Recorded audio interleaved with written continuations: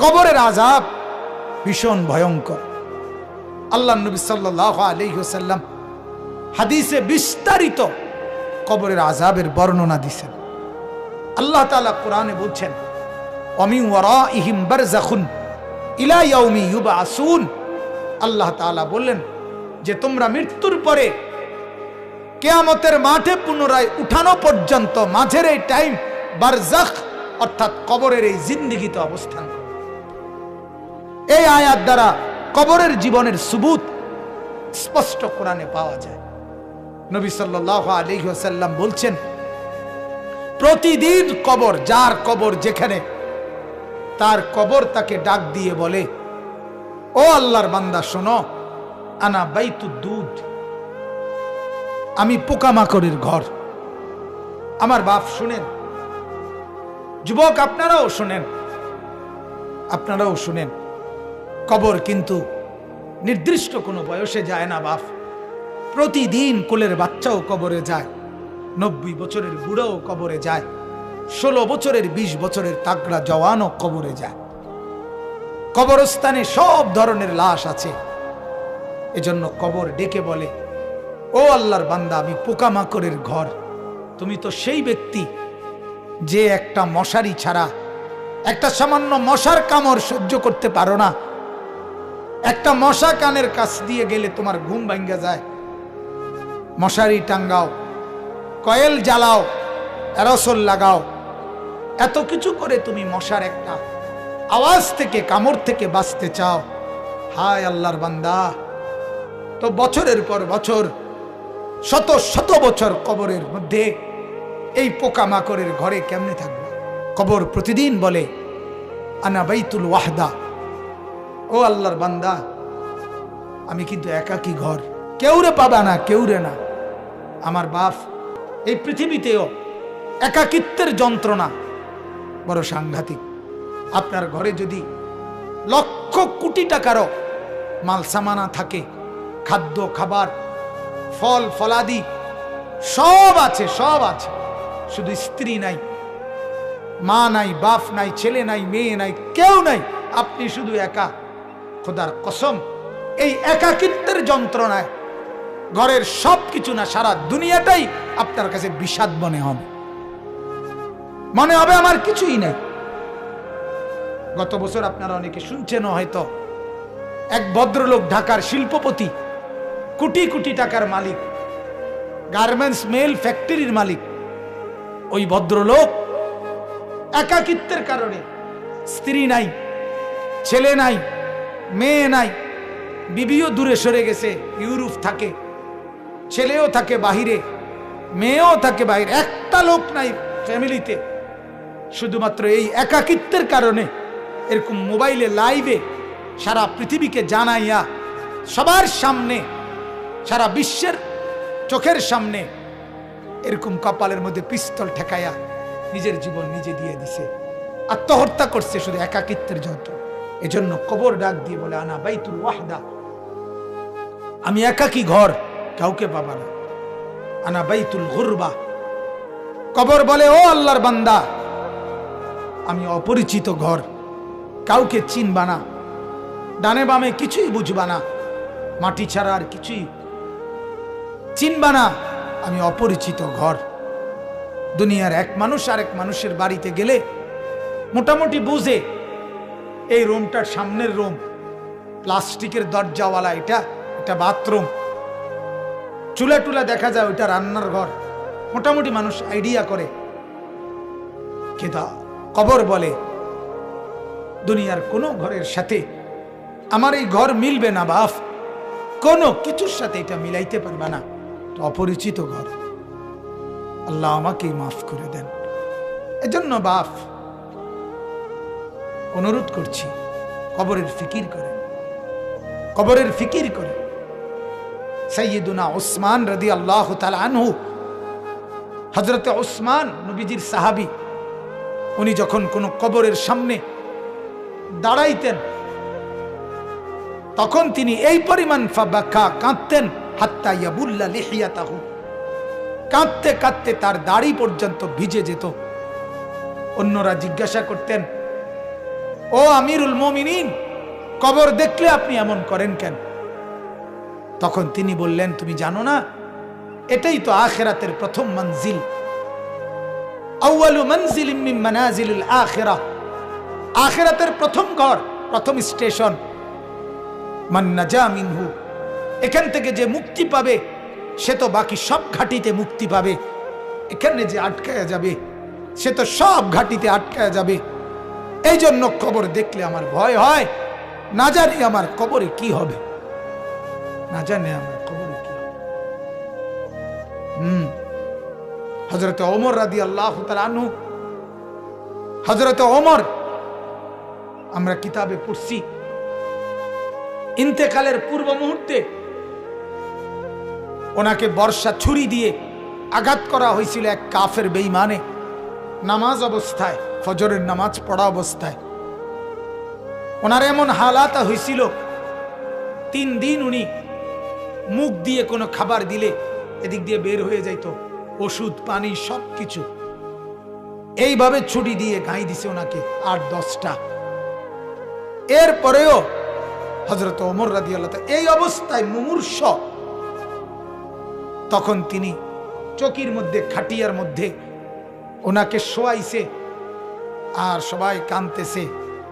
উনি তখন চোখের পানি ফেলে দিয়ে হযরত ওমর তার ছেলে আব্দুল্লাহকে বলছে, আব্দুল্লাহ, আমাকে তুমি চকির থেকে, খাটিয়ার থেকে মাটিতে নামাও, আমি কবরে যাব কিছুক্ষণের মধ্যে, আমারে মাটিতে নামাও, আমার গাল মাটির মধ্যে ঘষা লাগাও, দা খাদ্দি আলাল আরদ, আমার গাল মাটিতে রাখো, আমারে মাটিতে ফেলায় রাখো, আসা রব্বি আইয়ার হামানি, যেন আমার আল্লাহ একটু দয়া হয়, আল্লাহ যেন আমারে মাফ করে দেয়, যেন আল্লাহ বলতে না পারে, ওমর মরার সময়ও ঘাটে উঠতে রইছ, অহংকার করছিস, এটা যেন বলতে না পারে।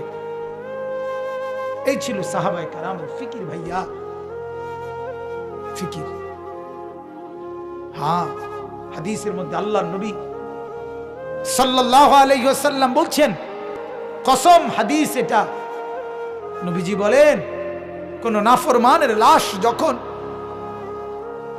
কাঁধের মধ্যে করে কবরস্থানের দিকে নিয়ে যায়, এই পরিমাণ চিৎকার করে, এই পরিমাণ চিৎকার করে নাফরমান বলে, আল্লাহর দোহাই তোমাদের, আমার লাশ ওই কবরস্থানে নিও না, আমার এই কবরে রাইখো না। আল্লাহর নবী সাল্লাল্লাহু আলাইহি সাল্লাম বলেন, মানুষ ব্যতীত আল্লাহর সব মাখলুক ওই চিৎকার শুনতে পায়, ওই চিৎকার শুনতে পায়। এই কবরে যাওয়ার আগে চিৎকার, লাশের চিৎকার। আল্লাহর নবী সাল্লাল্লাহু আলাইহি সাল্লাম বলেন, যদি ওই নাফরমানের চিৎকার তোমাদের কানে একবার শুনতা, তাহলে পৃথিবীর কোন মানুষ কোনদিন কারো লাশ খাটের মধ্যে কান্দে নিত না, কারণ যদি চিৎকার মারে এই ভয়ে, তাহলে রাস্তায় পড়ে থাকতো লাশ, কুকুর আর বিড়ালে খাইত। হাদিস আমার বাপ। অতএব কবরের ফিকির করে। আল্লাহর নবী সাল্লাল্লাহু আলাইহি ওয়াসাল্লাম মৃত্যু পর্যন্ত নবীজি নিজে নিজে, আল্লাহর নবী সাল্লাল্লাহু আলাইহি ওয়াসাল্লাম 5 ওয়াক্ত নামাজের পরে, 5 ওয়াক্ত নামাজের পরে নবীজি যে কয়টা জিনিস থেকে পানাহ চাইতেন, আল্লাহর কাছে মুক্তি চাইতেন, তার মধ্যে একটা হলো কবরের আযাব। আল্লাহুম্মা ইন্নী আউযু বিকা মিন আযাবিল কবর, আল্লাহ কবরের আযাব থেকে বাঁচান, অমিন ফিতনাতিল কবর, কবরের মুসিবত থেকে বাঁচান। আল্লাহর নবী সাল্লাল্লাহু আলাইহি সাল্লাম বলেন, কোন নাফরমান যখন কবরে প্রশ্নের জবাব দিতে পারবে না, তখন আল্লাহ তাআলার পক্ষ থেকে বলা হবে, ফাআফরিশুহু মিনান নার ওয়ালবাসুহু মিনান নার ওয়াফতাহু লাহু বাবান ইলান নার।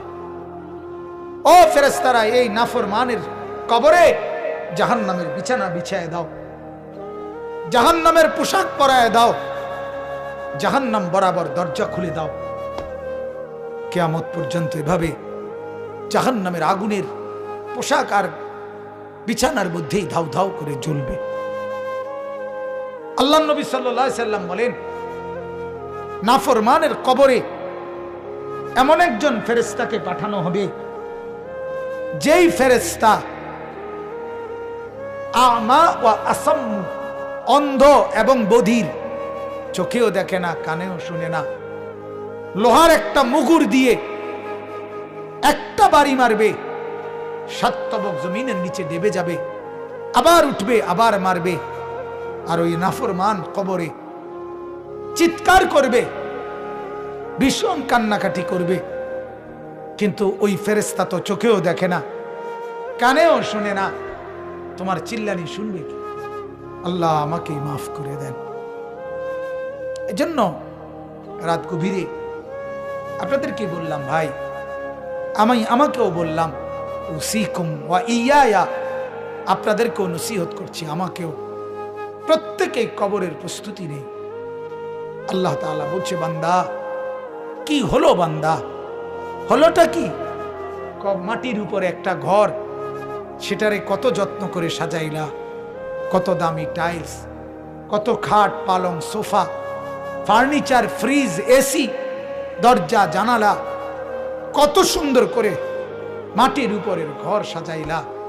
আহা বান্দা, তুমি কি জানো না মাটির নিচেও তো তোমার আরেকটা ঘর আছে, সে ঘরের নাম কবর। এটাকে সাজাইলা না কেন? মাটির উপরের ঘর যদি সাজে খাট পালং আর সোফা দিয়ে, তো মাটির নিচের ঘর সাজে জিকির তাসবিহ তেলাওয়াত দিয়ে, আল্লাহর গোলামি দিয়ে, সেজদা দিয়ে, নামাজ দিয়ে, হালাল ভক্ষণ করে কবরের ঘর সাজাইতে হয়। নেক আমলের পুঁজি নিয়ে যদি কবর সাজান, তো কবরটাকেই আল্লাহ তাআলা ফেরেশতাকে বলবে, ফাআফরিশুহু মিনাল জান্নাহ ওয়ালবাসুহু মিনাল জান্নাহ, আমার বান্দার কবরকে জান্নাতের বিছানা বিছায়া দাও, জান্নাতের পোশাক পরায়া দাও, জান্নাত বরাবর দরজা খুলে দাও, কবরটা চতুর্দিকে 70 হাত প্রশস্ত করে দাও। এরপরে এভাবে করার পরে নেককারের কাছে সুন্দর হাসানুল ওয়াজ, সুন্দর চেহারার আকৃতির এক নওজোয়ান আসবে। তখন কবর ব্যক্তি বলবে, আমি তো আপনাকে চিনলাম না। তখন সে বলবে, আনা আমালুকা সালিহ, আমি তোমার সারা জিন্দেগীর নেক আমল। আজ প্রস্তুতি নাও, জান্নাতে তোমার বন্ধুদের সাথে, জান্নাতের মেহমানদের সাথে, তোমার আত্মীয়দের সাথে মিলিত হবে। এটার খুশখবরই আমি তোমাকে দিতে আসছি। হাদিসে আছে, আল্লাহর নবী বলেন, তখন নেককার কবরবাসী বলবে আল্লাহর কাছে, ইয়া রাব্বি আকিমিস সাআ হাত্তা ইয়ারজিআ ইলা আহলি, আল্লাহ আরে জলদি কিয়ামত শুরু করে দেন, আমি আমার পরিবারের কাছে ফিরে যেতে চাই, মানে জান্নাতে যেতে চাই। এজন্য কবরকে ভয় করেন। আপনি আমি প্রতিদিন দেখতেছি, প্রতিদিন মানুষ কবরে যায় কিনা বাপ? ওরা কেউ মরতে চায় নাই, কিন্তু মৃত্যু তাদের কাউকে রাখে নাই। কেউ মরতে চায় না, কেউ না। একেবারে 120 বছরের বুড়ো মানুষটাকেও, 120 বছরের বুড়ো মিয়া, তারেও মানুষ ডাক্তার দেখায়, তারেও হসপিটালে ভর্তি করায়, তারেও তো চেষ্টা করে আমার 120 বছরের দাদা যেন না মরে, আমার 120 বছরের বাপ যেন না মরে। তিনিও মরতে চান না, কিন্তু কবর ডাক দিয়ে বলে, আমি কাউকে থাকতে দেই না। দুনিয়া বলে, মাটি বলে, আরে বন্ধু মরতে তো কেউই চায় নাই, আমি তো কাউকে থাকতে দেই নাই। ফেরাউন তো মরতে চায় নাই, নমরুদ তো মরতে চায় নাই, সাদ্দাদ আর কারুন তো মরতে চায় নাই, কিন্তু মৃত্যু তো তাকে ছাড়ে নাই। ছাড়ছে কিনা ভাইয়া? নওজোয়ান, কি রঙের গুড্ডি উড়াইতেছ বাপ?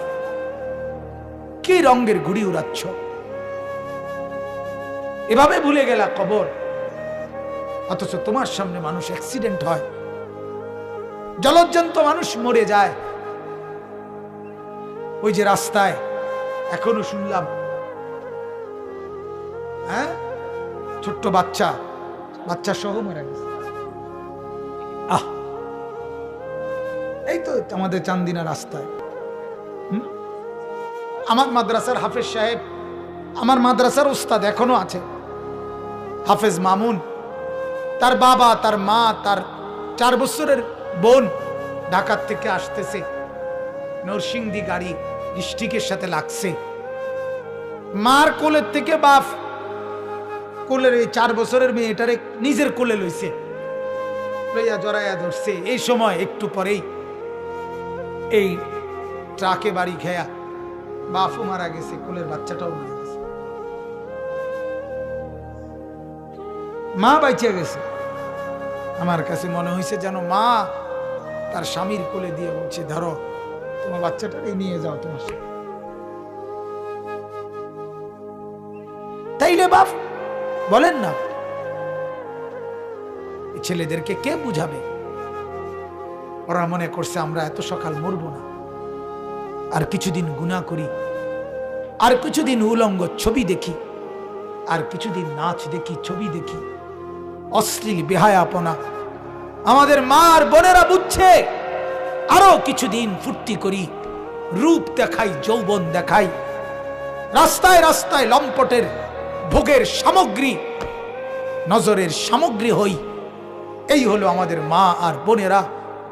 টেলিভিশন ভুলায় দিছে ওদেরকে আখেরাত, কবর, নর্তকীর নাচ, উলঙ্গ ছবি, গান, বাদ্য, নাটক, সিনেমা, নাচ, গান, ফুর্তি ভুলায় দিছে, ভুলায় দিছে।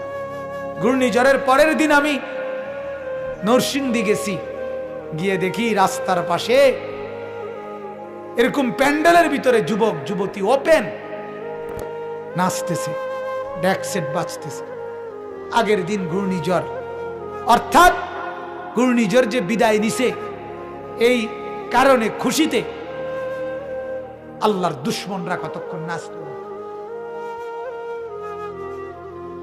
আল্লাহ আমাদেরকে মাফ করে দেন।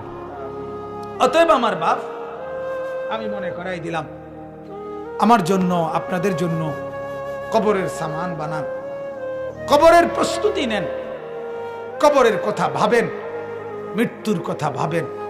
আল্লাহ নবী সাল্লাল্লাহু আলাইহি সাল্লাম বলছেন, কাফা বিল মাউতে ওয়াইজান, ওয়াজের জন্য, ওয়াজ, এই যে এখন ওয়াজ মাহফিল না, এটা তো নবীজি বলছে ওয়াজের জন্য মৃত্যুর কথা বলা, মৃত্যুর স্মরণ, এটাই যথেষ্ট, এটাই সেরা ওয়াজ, যে মৃত্যুকে স্মরণ করা। অতএব আল্লাহ তাআলা কোরআনে বলছে, কুল ইন্নাল মাউতাল্লাযী তাফিররুনা মিনহু ফাইন্নাহু মুলাকীকুম, মৃত্যু থেকে তুমি যেখানেই পলায়ন করো না কেন, সে তোমার সাথে দেখা করবেই। আইসিইউর ভিতরে ঢুকাইলেও ওইখান থেকেই আজরাইল নিয়ে আসবে, নিয়ে আসবে। আল্লাহ তাআলা আমাদেরকে কবর বুঝার, মৃত্যু বুঝার, সবক নেওয়ার তৌফিক দান করে।